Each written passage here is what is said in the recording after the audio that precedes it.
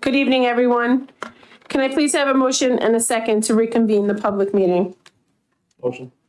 Second. All in favor? Aye. Can we please stand for the Pledge of Allegiance, followed by a moment of silence to honor our servicemen and women? I pledge allegiance to the flag of the United States of America and to the republic for which it stands, one nation, under God, indivisible, with liberty and justice for all.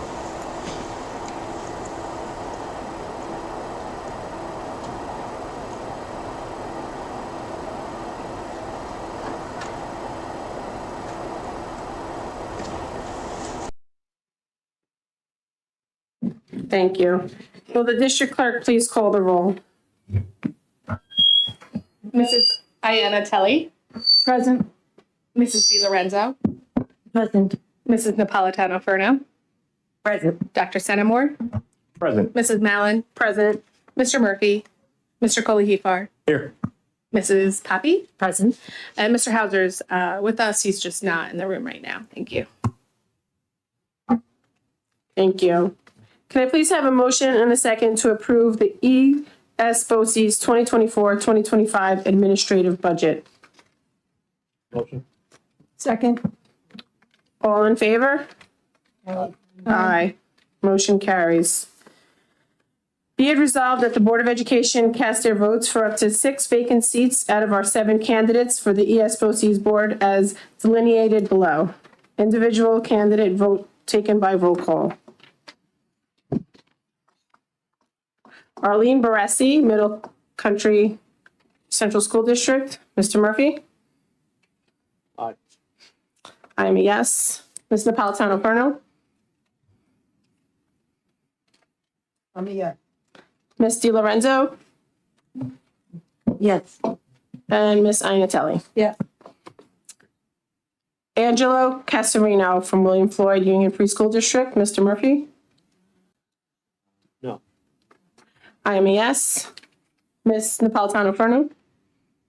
Which district is it from? William Floyd, Angelo Casarino? I'm a no. Ms. DiLorenzo?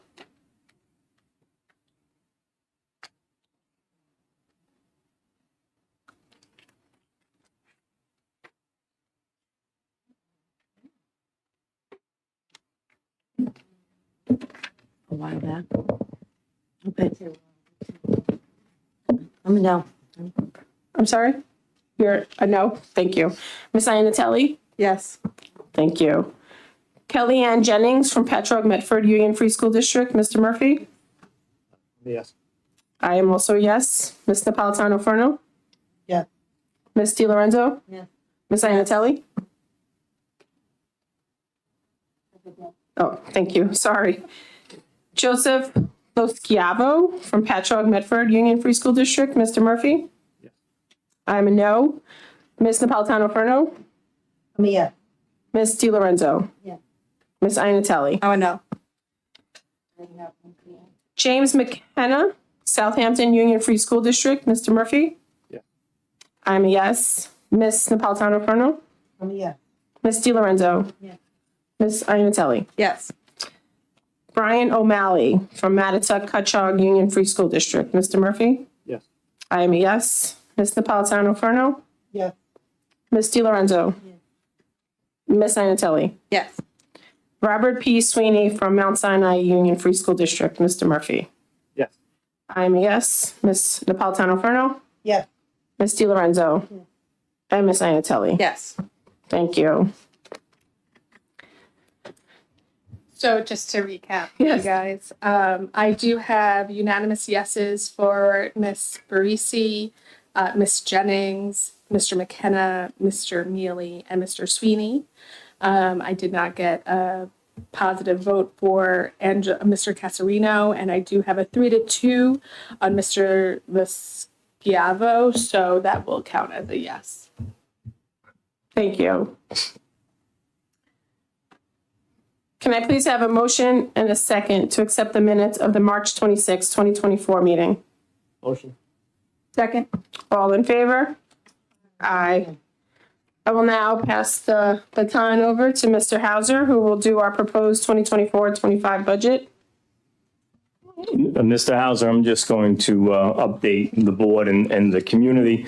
So there's been a lot of confusion the last day or so, coming out of Albany, coming out of the governor's office, through the media in terms of an agreed upon state budget.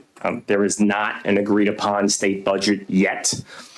There's also confusion over the state aid for districts, particularly as it relates to that phrase "save or hold harmless."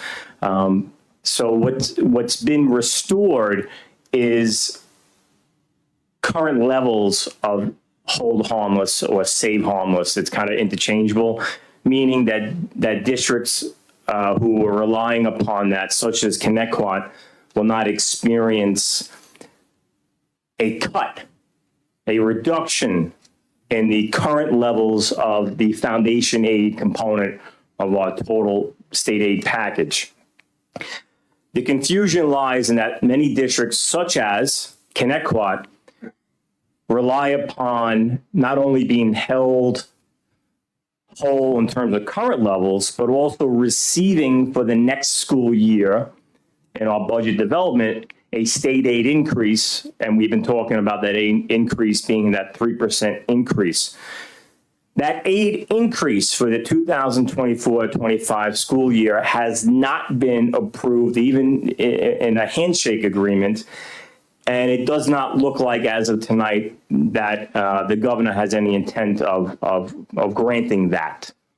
And so what we've been discussing budget workshop after budget workshop is how a 3% increase in state aid for next year equates to roughly $1 million in additional revenue for the 24-25 school year, and how we really needed that to maintain staffing levels. Now, we've been talking week after week throughout this budget development process about taking advantage of attrition being people, positions who have retired or resigned, and not looking to backfill those positions. That's taking advantage of attrition. And we've been discussing how that alone will not be enough if we do not receive that state aid increase for next year of roughly 3% or roughly $1 million. So as we present tonight's budget workshop and then ultimately the budget for the board's consideration for adoption, we have to present this budget with our aid levels staying at the current levels of 23-24 for the 24-25 school year. And that because we're not getting that roughly $1 million aid increase, that will have a direct impact on staffing in terms of the need then to access positions. And this is something that we've been discussing in recent weeks, something we've been trying to avoid. Myself, the cabinet, working collaboratively with our Board of Education, trying to avoid this scenario, but it has not come to fruition. The state is over 2 weeks past due on adopting their own budget, and we don't even know if they'll have a formal adoption of the budget even by Friday. They have a handshake agreement by Thursday, Friday. I'm not even sure if they'll have an actual adopted budget by then. So tonight we'll present the budget. We'll present it for the board's consideration for adoption. There will be a discussion of the accessing of positions, and just like we brought up at the prior meeting. In the event that we adopt the budget tonight and that in the coming days or week, the state adopts a budget, that does by some chance. And we hold out hope, and we know our local senators and assembly people continue to fight. We know that this is a bipartisan effort. We know that both houses of the legislature are still fighting for these aid increases. So if by some chance between now and let's say next Tuesday the 23rd, the state adopts a budget that does grant the aid increase or close to that full percent, then the board could consider rescinding tonight's adoption and looking to adopt a revised budget that would incorporate that additional aid. And obviously that would then have an impact on the excessing. But where we stand tonight, where all districts stand tonight, is we don't have a state budget. And for Connect Co-op, we don't have that additional aid, that aid increase, that 3% aid increase that equates to $1 million. So we are going to present a budget tonight that does not have that, and that does impact staffing via excessing. Mr. Hauser. Thank you, Dr. Senor. Okay, so tonight we're going to speak, I want to say for the last time, but perhaps that might not be the case if things change up at the state, about the proposed expenditures and the revenues for 2024, 2025. This is the fourth time we're actually presenting in public the expenditures and the revenues, even though we've had, I believe, a total of 7 budget presentations since January. So once again, moving along with the calendar here, I highlighted where we are today, where we're going to once again review the revenues and the expenditures, and then the board will adopt tonight the proposed 2024-25 budget. I believe it is May 16th. It's blocked out there. Hearing is the 14th. The 14th. So May 14th will be the next date for the public hearing. And then a week later, on May 21st, will be the actual budget vote, along with the school board trustee election. Okay, there's some copies, Ed and John. Okay, thanks. If anybody's having trouble seeing this, I got other copies too. So this page here, once again, is just a summary and a snapshot of where we are today. The top line that's highlighted in yellow carried all the way across, and in green is the actual budget amount that the board is going to adopt tonight. That amount is $222,573.18, which represents a 3.34% increase. Moving a little further down, in the bright green, once again, that line really hasn't changed. There's no amount. If you carry that all the way over to the right, we've left that blank. That was that amount Dr. Senamore speaking about with the hold or save harmless, that 3%, approximately $1 million amount we were expecting from the state that has yet to materialize. Moving further down to the next item highlighted in yellow, that's the amount to be raised by taxes to support the budget. If you carry that all the way over to that green column, that is going to be a 3.29% increase from the current year. And that's about $4,585,615 increase in the amount to be raised by taxes. Just going down to the very bottom of this spreadsheet, once again, we listed 5 different scenarios for assessed values in the Connecticut School District community. And just to give everyone an example, if a home is assessed at $10,000, and we would encourage everyone to look at their own respective tax bill to see what their assessed value is. That particular home would see an increase of $66.29 over the current year. And in moving down, that same amount would apply for every $10,000 increase. Any questions on this slide? Yeah, I'm just going to ask you, can you just explain, because people have a lot of confusion about this, and I see it online and get asked. The assessed home, what home is assessed at 10,000? Can you just explain in terms, like, it's not 10,000, that's equal to 200,000, whatever the actual number is? Sure. So the town of Leicester determines the assessed value of a home, which is, I'll say it's supposed to, with a formula, equate to what the fair market value would be. That should also be listed on the tax bill, what the fair market value would be. So the town is, when they calculate the assessed value, they come up with in a sense, come up with the school district tax rate by taking that particular home's assessed value divided by the entire assessed value within the Connecticut community as a share of that amount to be raised by taxes from the school. Am I clarifying it okay? The relationship between the assessed value and, okay, it's never an easy one to discuss, or to explain. Any other questions on this one?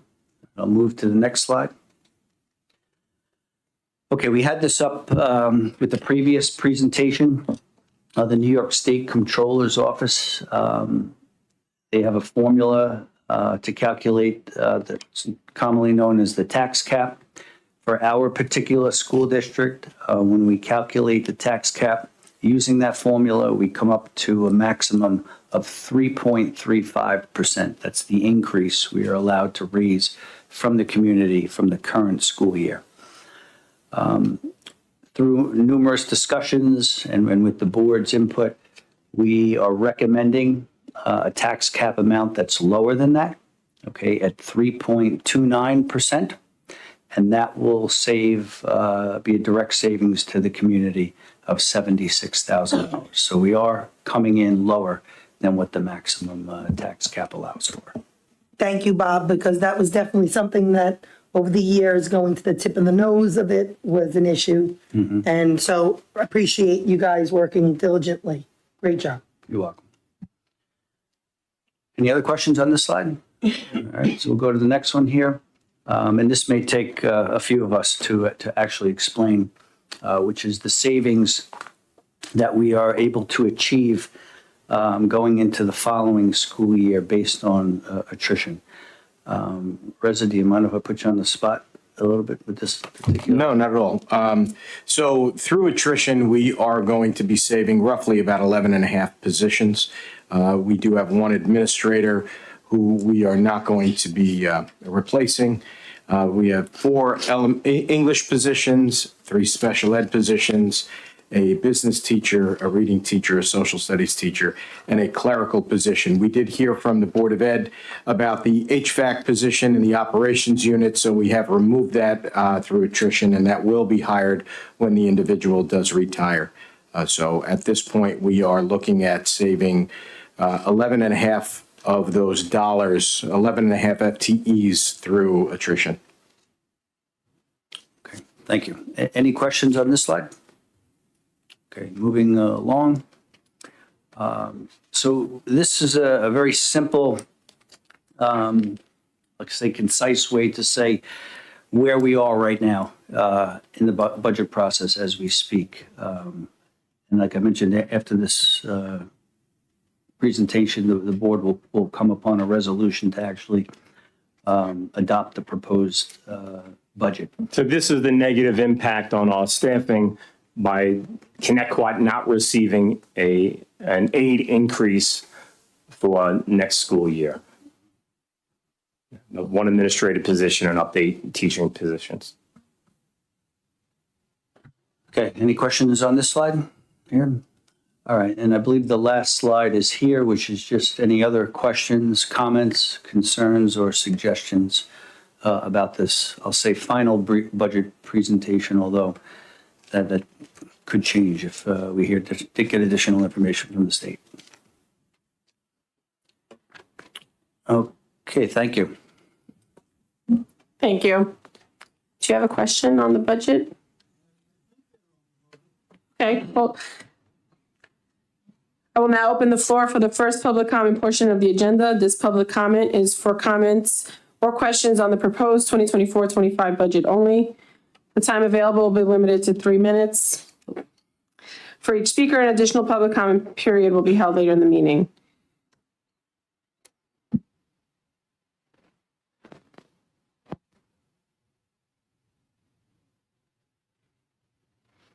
I believe we're going to replace several buses this year, right?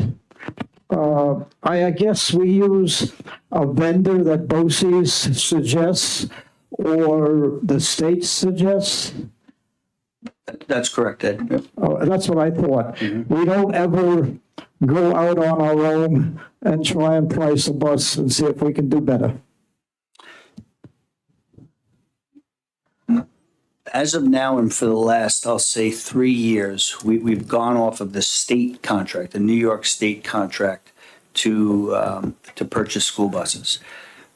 We don't necessarily have to pay that price. So we're able to, I'll say, enter into discussions with the vendor for lower prices for buses. And we have had that happen, most recently on the latest bus price. So we use that state contract as a maximum that we would have to pay for buses, but we are able to have discussions with that contractor to purchase buses at a lower price.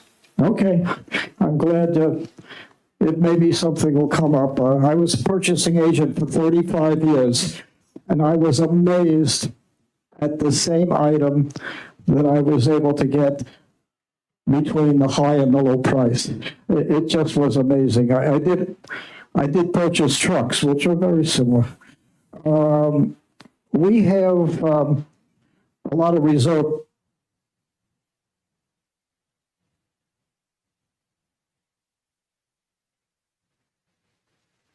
Is it on? Oh, yeah. Okay, we'll try this. Okay, thank you. We on? I know monies don't come in at the right time when we need it. Therefore, we have to go out and borrow. I don't know if it's legal. That we have these reserve accounts, and I don't know if they just sit on paper or they actually sit in the bank. Rather than borrowing, can we loan ourselves money from our reserve accounts when we need it? That's a great question. Unfortunately, no. Those reserves are established for specific purposes, so we cannot, and they are actually accounts, I'll say bank accounts. Those funds are not just on paper. The monies are in the bank. But unfortunately, we cannot borrow from those reserves I'll say to operate the school district for 6 months from July to December until the tax revenues come in. We can't do it. Okay, our hands are tied, unfortunately. I believe now almost all our buildings, except 2, have solar panels. And do we have any data as to what we're saving in electricity because of these solar panels? John? So I don't have specific kilowatt hours and what the savings are as far as that goes.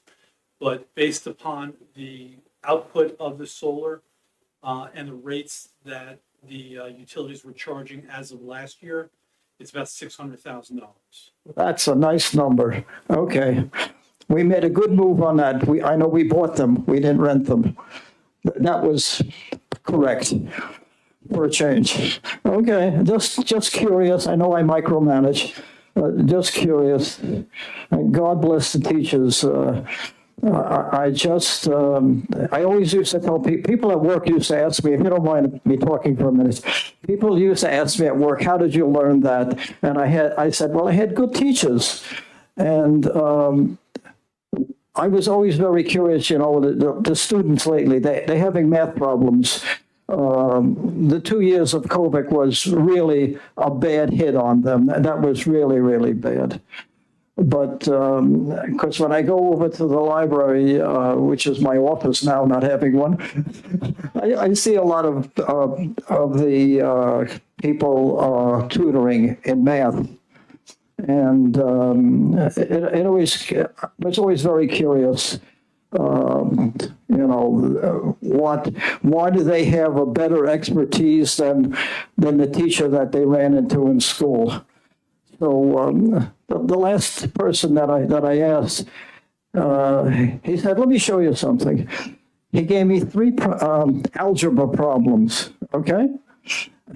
And one was adding fractions, dividing fractions, and fractions with different denominators. And I solved all three.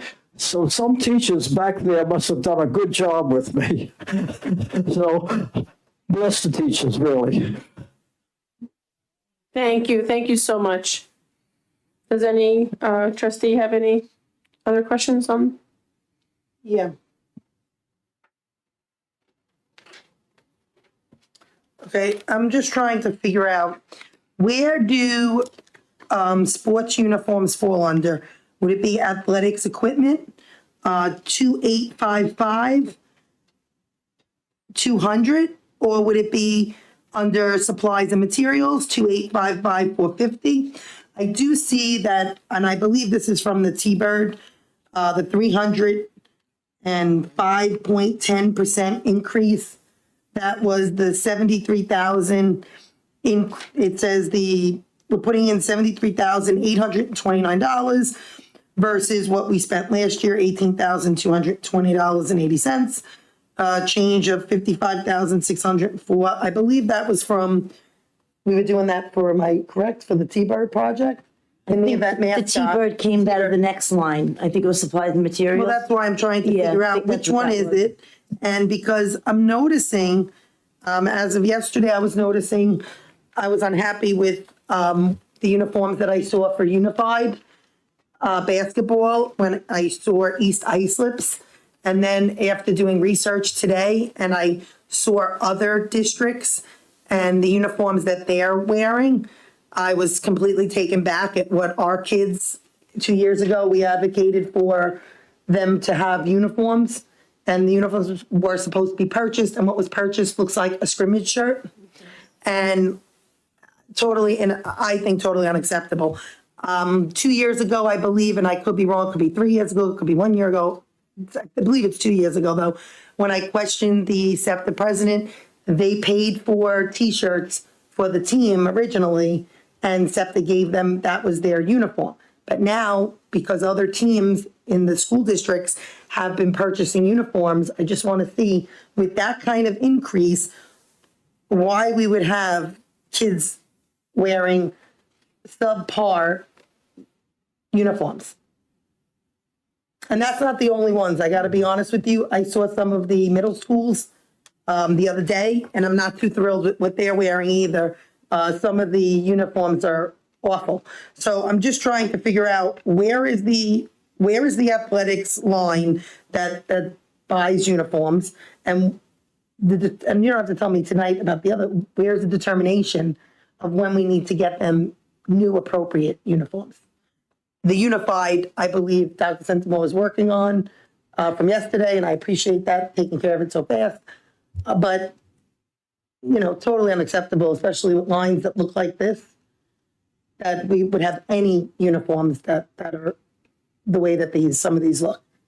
And then see some other sports where they're brand new uniforms and really nice.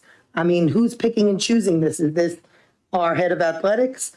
Is this, who makes this determination?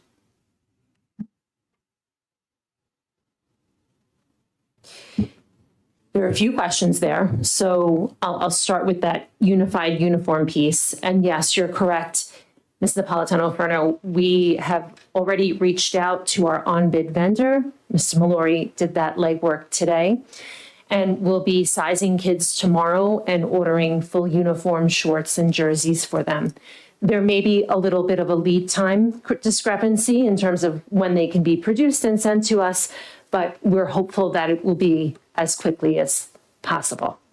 Okay, so we are doing that. And in the meantime, because I know that there's a game tomorrow, we're going to outfit students with our existing varsity uniforms in order to kind of create the type of atmosphere that you're referencing. I'm glad to hear that, because the pictures that I had sent to me from several other school districts, their students all look like they're wearing the varsity team or something very similar. And that's what should have been ordered to begin with. And whoever ordered the scrimmage looking shirts, totally unacceptable. And we'll make a change to that. We will absolutely make a change to that. I don't want to cut you off, Mrs. Mallon. No, that's okay. I was just curious if maybe it was the coach that ordered them. Because I know sometimes with the unified, they have sensory issues. And maybe this is the uniform that he felt was appropriate, or she, I don't know. who the Well, coach is. I know that you overheard our conversation with the SEPTA president yesterday, and that's where you got that from. Yes. And the appropriate way to do it would be the person that orders them, the person that oversees them is the athletic director. The athletic No, yeah. director orders and just like 2 years ago when there were not uniforms that fit every student, which was also unacceptable, that didn't fall on the coach. That falls on the top and it trickles down. That is not the coach's responsibility as much as it is, and not for nothing, but we were there yesterday. Dr. Sentimore was there, myself, Jackie, and the children did an amazing job. And while they don't care, they're happy to just be playing, which was awesome. It's unacceptable that we would treat any of our students like that team should be treated like they are one of our varsity teams and should not be treated. 100% agree with you, because I honestly thought they were wearing pennies.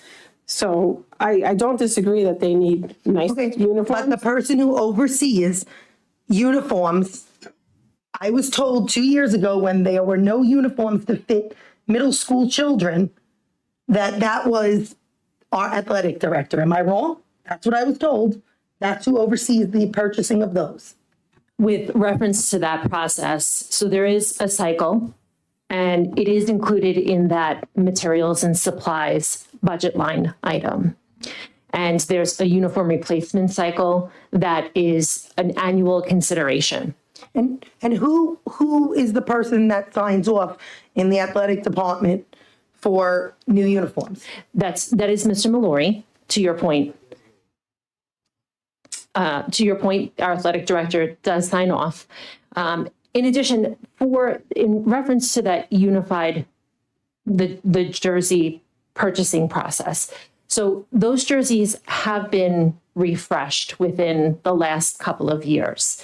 So they've been purchased twice within the last 4 years to accommodate the size of the team growing or declining, depending upon student population. So how many years ago was it that they were wearing the T-shirts from SEPTA? Because I believe that was, I thought that was 2 years ago.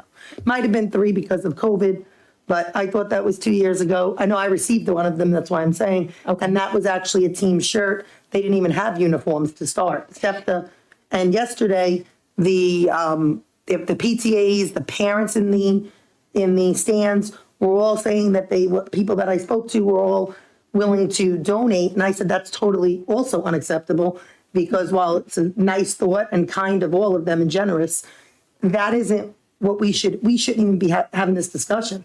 This should have been handled before that even opened. Those students should have uniforms just like every other varsity team. And I was completely disgusted yesterday about that I felt like they were not treated like one of our top teams. And to me, they're one of our top teams. That the children that are on the special ed side, the children that are on the general ed that are helping, what a magnificent program. We should be building on it, and we should make sure that they have everything that any one of our top varsity teams has. So there was definitely no ill intent intended towards those athletes on the unified team. So whenever those jerseys were originally ordered, I do think for all the things that came up in terms of flexibility of use, flexibility in taking them on, putting them off, factored into the consideration. When you have a game and you have one team wearing a certain type of uniform and another team wear a different type, then that optic comes into play. And it's definitely time. We're going to look at this as a win-win in terms of an opportunity now through current year funds to order uniforms that are on par, with, a high school level sport of any kind. And certainly in the meantime, to have them utilize those existing uniforms. And just so our community and our parents and our students are very clear, we value all our athletes and all of our teams. And yesterday's unified basketball game was excellent. And I'm also going to make reference in my update. Kudos to SEPTA on a wonderful disabilities awareness fair that they put together yesterday. And I'm glad that changes are being made. I have two nieces, who are on the unified team in Huntington. And years ago, they had similar jerseys. And then they made the change. And there was a rationale as to why they had certain jerseys. And then they made the change. And that's what we're doing now. Okay, the change should have been when everyone else made the change. but we're doing it Considering now. we have Hewlett, we have all these different districts. I did my homework. Okay, here, okay, so then you know that all of these districts, all of these districts, I'm saying, I did my homework, all of the districts have it. I was told yesterday that, the districts don't have it. It was just East Islip. That is not a true statement. East Islip is not the only school that has full If uniforms. Connecticut Girls Lacrosse played Jericho, I bet you Jericho has better uniforms than we do. So you would make a disparagement either way. Brian, your problem, are you saying that we should, that you're comparing What a we're doing general? is making the change. No, but what is your, like, you want to argue tonight to argue? And Ms. Are you Mallory- looking to argue Mr. over Dr. Fenimore and uniforms? We're Like, going to make the We're change making the and make change, it okay, correct. and I had to advocate for that change. And if I You're didn't the best. advocate for that change, Yes. you certainly were not saying anything to advocate for You're the that best. change. Thank you. So for somebody who has The change family being made. involved in it, I would have hoped that you would have come out and advocated alongside me. But instead, you want to My start boy an Guppy, argument. who's on the team, he didn't say a word about the jersey. He just had so much fun yesterday. Yeah, yesterday was an awesome game. But I also feel it's inappropriate to treat any of our students from any of the athletics just because they're not lacrosse As or Dr. C baseball said, there or was no football ill or intent. softball. Listen, There was I no ill understand intent you're an as to how athletic they- dad, so you're the kind of person who you have advocated for athletes No, I haven't. and athletics. That's about it. No, I haven't. And actually, you haven't. You're right. You haven't advocated for anything. You are right there. But this is about Unified deserving the same appropriate uniforms as every other JV and varsity team. How you can and feel I any agree. different is ridiculous. I never said I feel any different, and the change is going to be made. Should it have been made sooner? Yes. But as Dr. C said, there was no ill intent. It should have never fell through the cracks. We've heard you. We have $78,000. No, I'm sorry, $73,000 there. I want to know, what is it being used for in athletic equipment? I want to know who chooses the uniforms, who makes that decision each year. Ms. Poppy already shared that information. Okay, it's the athletic director, correct? His name is Peter Mallory. I'm using positions. I'm not you. I don't speak of names in public. If you know the actual Robert's rules, you'd know that you should be speaking about the position, not the person. But I can get the budget line detail for you. yeah, I would love And- that. And I would love it for last year. And then also, what does the future one look like for this year? Absolutely. If there is an expenditures of what they're going to be using the money for, I understand that it's way up this year because of the mascot, Right. understood. But some of this money should be used also to look at our middle school teams, because it's an embarrassment to see that a lot of these uniforms are old, that they hardly fit the kids. They look like they're falling apart. This is not what should be, if that's whoever is in charge of that should have already went through and looked at these. And it should not have to fall on coaches. They're coaching. It should fall on the people above that are supposed to be making the purchases and the orders. Back when I was coaching, the coaches would have these conversations with athletics in terms of, hey, we're looking at our uniforms, and usually and Ms. Poppy will get the details, but based on my prior experience, there's usually a replenishment or a refreshing cycle. Back in my day, I know that's changed, but, some of the quality high school uniforms that they were replenishing might have ended up at the middle level.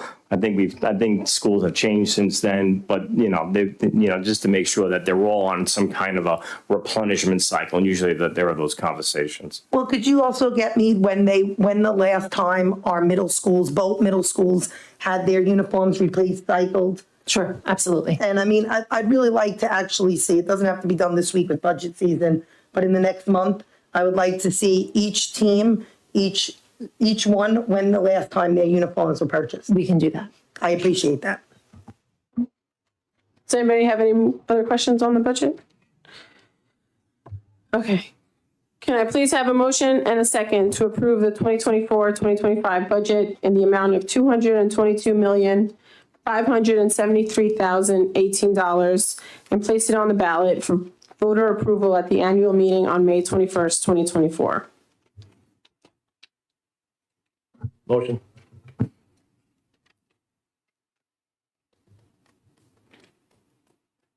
Can I get a second from anybody? Second. All in favor? Aye. Aye. Motion carries. Can I please have a motion and a second? Are you putting, this was the budget? Yes. Can you do a roll call? She just. Oh, did you want me to do a roll call Because I vote? didn't vote, that's what Jeff. Yeah, I know. Neither Mrs. Napolitano or Mrs. DiLorenzo voted, so. Oh, okay. Do you want me to just call roll? Nope. I thought you said aye as you were walking in. Oh, yeah, I heard you say aye. I didn't know, the answer. I didn't even know. I'll do a roll call vote, that's fine. Mr. Murphy? Yes. I'm a yes. Mr. Napolitano-Ferno? I'm a no. Ms. DiLorenzo? Yes. Ms. Iannatelli? Yes. Motion carries. Can I please have a motion and a second to approve the 2024-2025 property tax report card? Motion. Second. I will do a roll call vote. Mr. Murphy? Yes. I'm a yes. Ms. Napolitano-Ferno? This is for the property. Property tax report card. I'm a yes. Ms. DiLorenzo? Yes.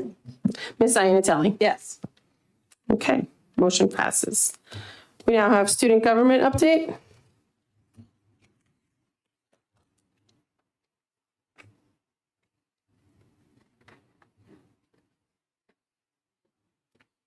I never know. It's so hard. So the sophomore trip is May 18th. The collection of payments started this week, so April 16th to the 18th, that's the only time tickets can be purchased, and they are $90 at attendance. Like I said last meeting, a run is being sponsored by students at the high school. The event is a 5K walk/run for mental health awareness, and it takes place Sunday, May 19th at 9 a.m. at the high school. The students are working with Center Moriches in North Babylon, and the leaders will also participate. The next event is tickets for juniors are being sold. For May 1st is junior formal. The event takes place Wednesday, June 12th, 6 to 10 p.m. at Flower Field, and the theme is A Night in Hollywood, and it is $145. Thank you. Thank you. We have our superintendent's update, Dr. Centimore. Thank you, Ms. Mallon. And obviously somber news thus far with the state aid and its impact on our staffing. But I will say there are a lot of great things happening in our schools, continue to happening in our schools, and I'll go through it. Cherokee Street recently had a really cool Colonial Day. Our high school students continue to mentor elementary students through such programs as Athletes Helping Athletes and Financial Literacy, just to name a couple. Friday evening was an incredible showcase of the arts. District-wide artwork was on display. There were also numerous small group and individual musical performance in the hallways, large ensemble performance in the auditorium. It was just quite a, it really should be called a spectacular. It was just incredible. Walking into the cafeteria was overwhelming in a positive sense with the artwork, and that didn't even include the high school artwork because you had to go down several other wings and classrooms, to appreciate that incredible work, and obviously musical talent as well. One of our technology teachers who oversees the OBMS Lego Robotics team received a Coach Mentor Award at the Lego Robotics Championships last month, which OBMS made it to the finals. So great job by them. RMS also had a great showing earlier this year with Lego Robotics as well. This weekend was the Connecticut Little League opening day ceremony, and it was very nice, and we appreciate being invited to that. It's always nice seeing our varsity kids, both softball and baseball. Myself and Zion Natelli were able to attend and see them come and to greet the little leaguers in softball and baseball. It was, a nice event and a nice connectivity with our community and our schools. This weekend, we also had two students, Ms. Napolitano-Ferno and myself were able to attend for the Congressional Art Contest hosted by Congressman Garbarino and the Islip Art Council. 2 high school students, Sophia Policano took honorable mention, and Sydney Shergan took first place. And we'll look to honor these students as well as other art students and our Skills USA students later on in May. So great job by all of our students. As I mentioned earlier, thank you to SEPTA, and I know there was great collaboration with our special education department as well on a wonderful disabilities awareness fair yesterday. They had a whole hallway full of various things you could purchase, a beautiful display with balloons, and an incredible turnout, a packed gymnasium for the unified basketball game. And of course, our student athletes did a great job. It was just a great event overall. Yesterday was a busy day. We had a lot of activity out on the fields. We had seniors being recognized in Girls Lacrosse. And then we had the Seal of Biliteracy ceremony that a number of us were able to attend. 117 students recognized for their linguistic accomplishments. And what was really extra special about last night was that a number of them were able to come to the microphone and discuss not only the projects that they had to do to achieve this credential, but also the impact that learning a second, and for some of the kids, a third language had on them. Kudos to our World Language Department, our staff, and all of our students for incredible accomplishment. Tomorrow is the literacy library celebration at the high school starting from 5:30 p.m. This is district-wide, so hopefully we'll get a nice turnout for that event as well. During the day at the high school, our 9th graders are having a financial literacy day that continues to be an emphasis throughout the district. We have a NISMA festival at the high school coming up on April 18th. This Friday, Slocum has a talent show over at RMS. Friday evening is also the start at the high school of the Joe Brandy relays, which also continue the next morning on Saturday. And then we have the break. After the break, both middle schools will host their 5th and 6th grade parent orientations on the 30th, and they'll also have their 8th grade career days on May 3rd.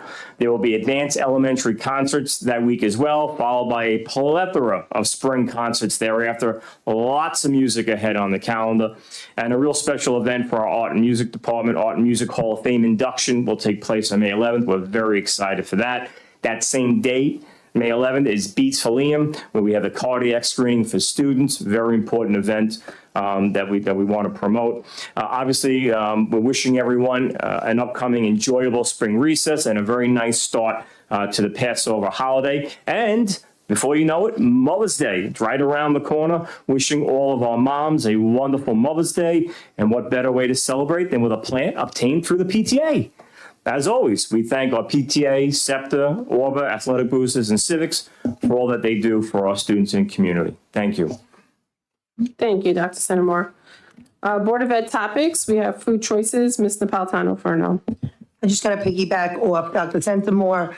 The art that 2 of our students were honored with, they did an amazing job. The achievements the congressional achievements, their awards are going to be hanging in the hallway of the state building in Washington, D.C., where Congressman Garbarino's office is. It's right in his hallway. Very, very nice. And I think the first place goes to another competition that is also unbelievable. Beautiful work by both, and congratulations to them both. As for food choices, we received an email in regards to some food issues that the CTA president brought to our attention. He went on and on about there being issues with the food. And I wanted to know if you guys were able to look into and get us what he's stating, that the fruit juice is 13 grams of sugar, the double chocolate muffin is 14 grams of sugar, the apples are 6 grams of sugar, the breakfast bar is grams of sugar, muffins made with soybean and canola oil, both unhealthy. So I'm just trying to understand, he has all this information and yet the board doesn't. So is it that he looked up this stuff on his own, or is this something that you guys keep posted in the schools? Is there something that parents can look at to show what the, what is that? What is the nutritional value of that? All right, so Jackie, I think you're referring to, there was a letter written, almost a formal letter. And then there was a separate communication that outlined 12 individual items. I'll address the letter first, okay? So I researched what Mr. Feliciano had to say on behalf of his organization. And I spoke directly with Aramark, the two individuals, Grace and Kristen, from there. So I'm just going to read the response here, okay? I'm not going to read what the CTA presented. Thank you for allowing us the time to review and respond. As you know, Connecticut was recently identified by the state of New York as being a severe need district that was eligible to participate in the community eligibility program based on the number of students in your district that qualify for other welfare benefits.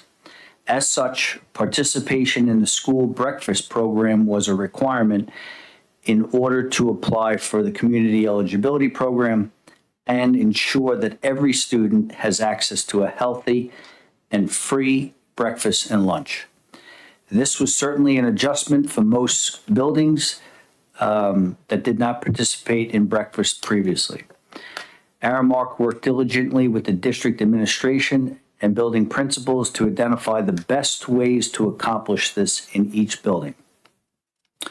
We at Aramark adhere to the USDA, New York, the state, the local, county, and district requirements. All meals served in the programs meet strict dietary guidelines. For example, breakfast components include fruit, 100% fruit juice, low-fat milk, and whole grain, reduced sugar and fat breakfast entrees designed for use in student nutrition programs. We began with a limited menu of options per the request of the district staff and have increased the offerings since the start of the program. Aramark is always looking for ways to improve upon the variety of entree selections available to the students. We would be happy to engage the Teacher Association in a meeting to hear their suggestions. We should also have teacher representation at the upcoming district wellness meetings, which was suggested at the last board meeting.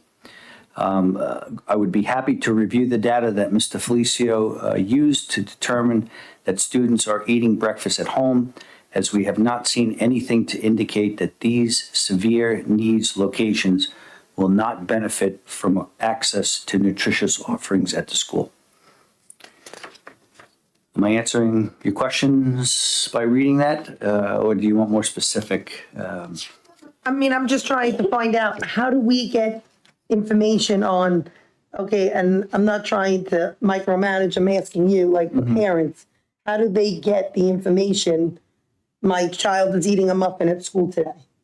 Is there something that is there some kind of nutritional value, like how we have stuff on the back of a label? Is there something that these parents can see? Because, like I said, what he sent us is reading all these different issues that he sees. Yeah. Is he getting that from just, like, is there something in the school, like here's a box of what the kids are taking from? They're taking a bag of food, and in the bag is a muffin, or in there is a fruit bar, or in there. Is there the nutritional value on the back of it? Like how when we buy stuff from the store, or when you buy stuff in bulk, is it only on the box where a child isn't able to, do you understand what I'm saying? Yep. When you I hear you. Yep. And I don't want to answer just off the top of my head. No, because that's something I you can can get find you out. this information and I can prepare more. Yeah, absolutely. I just wanted to know if there's a way, if a parent in the future has these concerns, or a union president or members, there's a way for them to actually, here you go, here's some paperwork. This is what we give to the kids. Here are, like, some of the meals. Here are what the values are. Yep. If there's something we could put together, like a little packet, not to send home with everyone, but to keep at central office if someone has Right. for transparency of being able to know what your kids are eating. All right. Let me get more information on that and I can update the board. it could almost be something where the menus are posted on the website of the food, right? And maybe have a separate tab with the nutritional value of the food that's included for that month or something. Yeah. Does anybody else have a Board of Ed topic? No, but I will piggyback also about the softball game. I can honestly say that crew over there, Sean Marshall and all the rest of them that help out, all those volunteers, they honestly do a great job for these kids, putting everything together. The high school volunteers that come in from Honor Society that run the food, what's that? I'm going to say pantry. But anyway, I really am impressed at how well they put this together and, got the whole entire community involved. So I just wanted to make sure that, we give a little shout out to all of them. Thanks. Last year they had Angie Carpenter throw the first pitch? She was supposed to come, but she didn't show up. Oh, okay. I was going to say last year it was cute. I would have loved to be there. That's one of my favorite things, but I had to work. So That's great, thank you. I wanted to talk about Unified. So even though we spoke about Unified, I want to say thank you for all the supporting of the Unified Sports. Thank you to SEPTA for all they do for our students with special needs, how they go above and beyond. Thank you to Mr. Black and all of the coaches for Unified and the assistant coaches. Great job. It's a great program. I loved yesterday seeing that the stands were filled. Both teams had a full stadium. It was so nice to see that. The kids deserve that, and I can't wait to go to more games and see them play. They did a great job. Connect-What won, but even if they win or lose, it's such an amazing, amazing game. I encourage everyone, if you have some time, make one of their games. It's just truly, truly heartwarming to see these students helping students play a sport that they love, and really, it's just amazing. It's amazing. I think also shout out to Sycamore. They brought their right. Was it Sycamore? Was it Sycamore? They did the sign language. Sycamore students came and they signed the national anthem as the national anthem was played. So shout out to Sycamore as well during the Unified game. You know who else I got to say? A shout out to Mrs. O'Hara, the director of special ed. She was there in full force. Thank you to all of her staff that were there. Amazing. She did a great job, and really, they do such a wonderful job supporting our special ed and special needs students, and I just love it. Thank you. I couldn't agree more with all of that. I just also wanted to add that since the budget was approved today and pending a revision next week, if the budget comes through from Thursday's meeting's canceled, is what I'm trying to say. So because we approved it pending no changes, there will definitely not be a meeting on Thursday. If there are changes, we might have a revision next week. Okay, can I call for a motion and a second to approve the non-instructional personnel items? Motion. Second. All in favor? Aye. Aye. Motion carries. Do either of you have anything on the consent agenda? Okay. Can I call for a motion and a second to approve items 2 through 7? Motion. Second. Does anybody have any questions?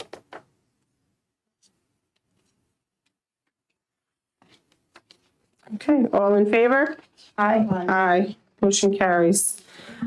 I will now open the floor to the open public comment portion of the agenda. I will call individuals forward one at a time. Please wait for my acknowledgement before stepping up to the podium. You should have received a number card from security on your way in. If you have not, please see a security guard in the back of the room. Any person wishing to address the board shall address the board president. Comments should be kept as brief as possible and relate to school matters only. Each person will be limited to 3 minutes for one or more topics. Individual employees, parents, or children should not be identified by name, title, position, grade, or building. The use of foul language and threatening comments will not be tolerated, and the board will consider a recess until order is restored. In accordance with policy 1230, public comment will not exceed 30 minutes. If there are additional persons wishing to speak, the board may consider a motion to extend the time. Number 1. All righty. Can I call for a motion and a second to adjourn the meeting? Second. All in favor? Aye. Have a good night.